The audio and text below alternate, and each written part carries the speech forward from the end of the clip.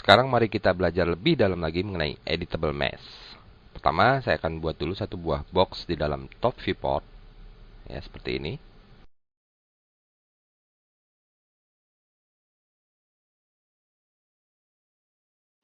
Nah, dalam pembuatan box ini saya sudah perkirakan kira-kira berapa kali segmennya, baik itu untuk length, width, dan height.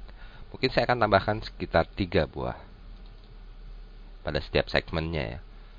Lalu pada bagian perspektif, saya aktifkan yang namanya Add Face agar kita bisa melihat dengan jelas ya.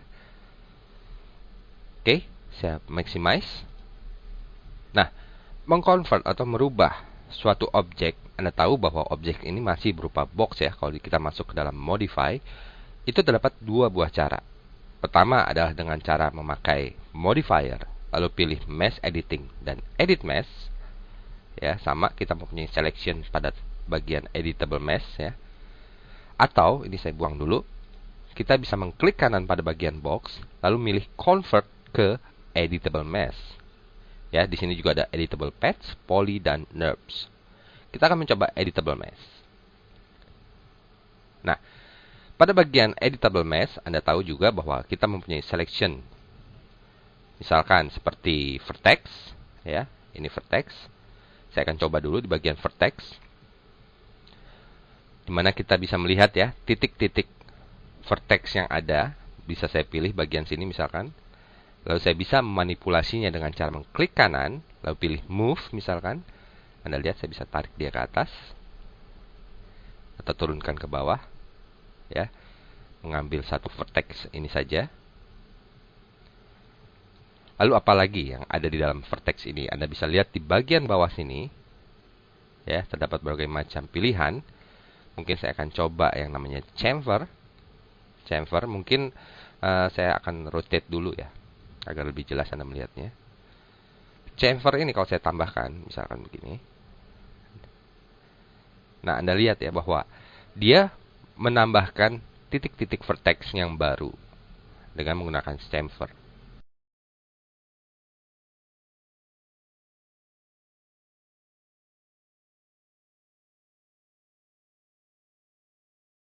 Dan kita juga bisa memanipulasinya dengan cara mengangkatnya, misalkan seperti ini. Ya, terjadi perbedaan antara satu vertex saja, atau kita menambah dengan chamfer, menarik beberapa vertex. Selanjutnya saya juga bisa mengambil beberapa banyak titik vertex yang ada, misalkan seperti ini saya ambil ya, satu buah baris seperti ini. Lalu saya tarik dia ke atas, misalkan seperti ini. Tarik ke samping, ke sumbu X. Dengan cara mengeluarkan quote menu, klik kanan tombol mouse, saya bisa men-scale-nya.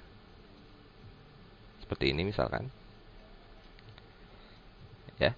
Jadi banyak sekali istilahnya modifikasi yang bisa Anda buat dengan titik vertex. Hanya dengan titik vertex saja Anda bisa berbagai macam modifikasi yang bisa Anda buat. Kalau saya putar, Anda lihat ya, bentuknya seperti ini. Ya, mungkin ini hanya sekedar latihan aja ya, bahwa banyak sekali titik vertex yang agak sedikit berantakan. Itu agak berbahaya kalau kita membuat suatu modeling yang lebih serius lagi ya. Misalkan membuat suatu karakter. Saya sarankan Anda memperhitungkan pengambilan tiap titik vertex yang ada.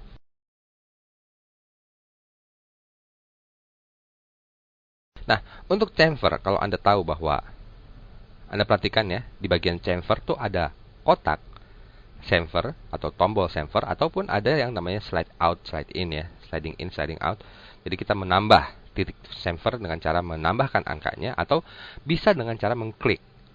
Nanti juga di bagian lain Anda bisa menemukan beberapa hal seperti ini. Ada angka dan ada tombolnya.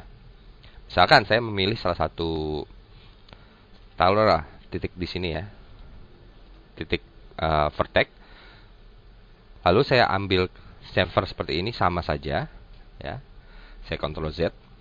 Tapi kalau saya klik pada bagian tombol chamfer, saya harus aktifkan mouse saya atau arahkan mouse saya ke daerah situ, lalu saya baru bisa mengklik mouse, tahan dan tarik. Ya. Kalau ini Anda membuatnya secara feeling Anda bahwa Anda memperbesarnya sekian banyak, tapi kalau dengan cara angka Anda berarti secara akurat mengetahui berapa banyak yang harus Anda perlukan untuk membuat chamfer ini. Maksudnya kalau chamfer bukan berapa banyak ya, tapi berapa lebar chamfer yang bisa Anda buat. Sekarang kita kembali lagi, kita masuk, kita sudah tahu bahwa di dalam editable mesh, ya, pada bagian selection vertex terdapat pilihan berupa chamfer. Ya, ada lagi beberapa pilihan yang lain, nanti mungkin akan saya buka pada sesi yang berhubungan dengan pilihan tersebut. Sekedar Anda tahu saja bahwa ada beberapa pilihan tersebut di bagian vertex. Coba sekarang kita ke bagian edge. Edge seperti yang Anda tahu bahwa adalah sebuah garis di antara dua poin titik vertex. Misalkan seperti ini, ya. Di sini kita bisa tarik dia, misalkan seperti ini. Kita klik kanan lalu pilih scale, mengecilkan posisinya seperti ini. Lalu apa saja pilihan atau option yang ada di dalam edge? Di dalam edge ada pilihan seperti extrude, ya, sama juga mempunyai pilihan seperti chamfer. Extrude pada halnya seperti di dalam shape line, Anda bisa menebalkan, ya. Demikian juga dengan halnya seperti yang ada di dalam edge. Kalau saya tambahkan, Anda lihat, ya, dia akan menaikkan atau menurunkan. Sama seperti chamfer, bahwa ada tombol extrude di mana kita bisa secara feeling menambah pada bagian tersebut, ya. Nah, itu dia. Baru bisa menambahnya. Lanjutkan, kita sekarang masuk ke dalam face atau segitiga di sini, ya. Anda lihat bahwa kalau secara normalnya, kalau saya memilih pada bagian ini, mengambil bidang 3 buah titik vertex.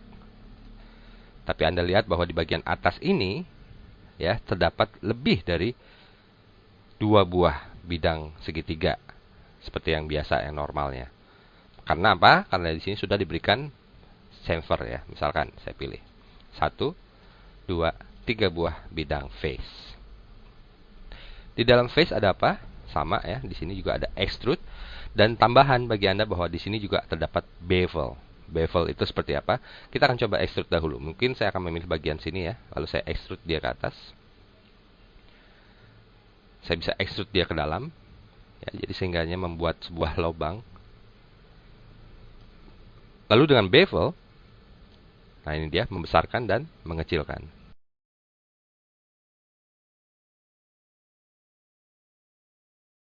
Mungkin saya akan geser dulu. Nah, seperti ini. Bevel, lihat. Extrude. Menaikkan atau menurunkan, ya. Jadi misalkan saya ambil bagian sini. Dengan kunci kontrol, saya bisa memilih 2 buah bidang face. Seperti ini misalkan. Lalu saya bisa extrude dia kedua-duanya di dalam. Atau keluar.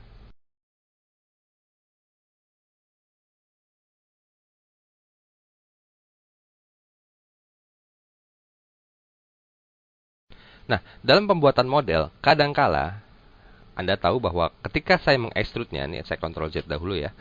Ketika saya mengekstrud, saya mengklik tahan tombol mouse, lalu saya drag ke atas ataupun ke bawah, ya. Tapi dalam keadaan mouse tetap ditahan. Kalau saya lepas tombol mouse saya, lalu saya ekstrud kembali, dia akan membuat segmen-segmen yang baru, ya, bidang-bidang segmen yang baru. Kadang ini nanti kita perlukan untuk pembuatan sebuah model objek, ya. Jadi Anda klik tahan tarik, klik tahan tarik. Nah, itu dia. Kita membuat beberapa segmen yang baru. Demikian juga dengan bevel.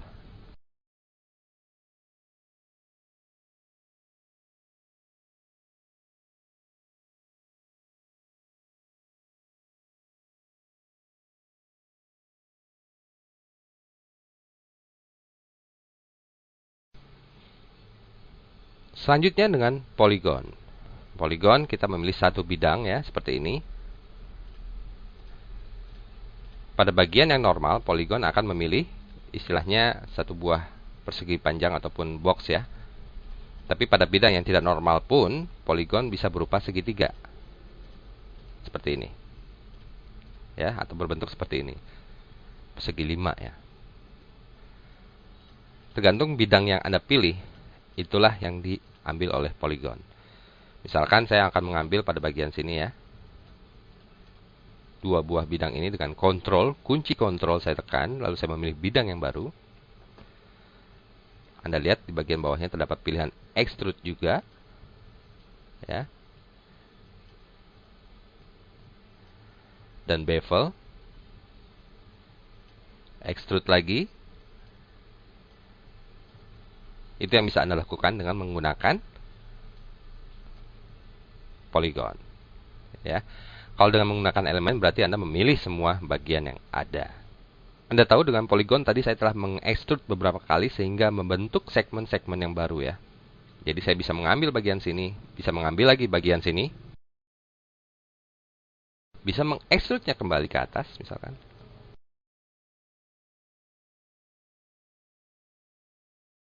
Dan selesai.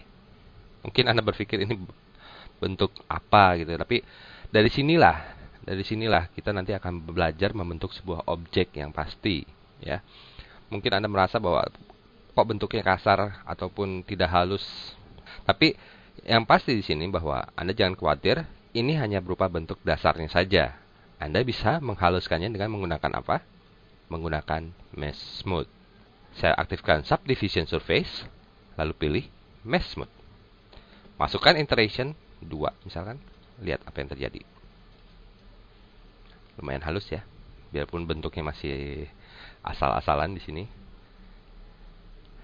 Saya sarankan iteration itu jangan terlalu banyak ya. Karena iteration ini banyak memakan tenaga dari komputer Anda. Semakin banyak Anda melakukan proses iteration atau semakin tinggi nilai iterationnya akan membuat komputer Anda akan sedikit lambat. 2 itu adalah dalam nilai yang cukup aman ya. Mungkin kalau di atas 2 misalkan seperti 4, 5 ya, Anda lihat ya. Agak sedikit berat komputer saya bekerja, apalagi ketika kita memutarnya. Ya, jadi cukup berbahaya kalau Anda melakukan proses Mesh Smooth dengan iteration yang cukup tinggi.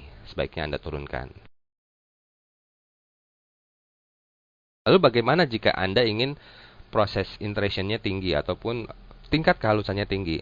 Anda jangan khawatir bahwa di dalam subdivision amount ini, selain iteration, ada yang namanya render value. Ya. Render value ini di mana biarpun Anda memberikan iteration 2 pada saat bekerja atau di saat project Anda berada, tetapi pada saat merender nanti Anda bisa menambahkan iteration-nya sampai apapun yang Anda inginkan. Ya. Jadi pas saat selesai, Anda akan merender pekerjaan animasi Anda akan mendapatkan nilai iteration sebanyak ini. Ya, sesuai dengan apa yang Anda masukkan ke dalam kolom angka ini.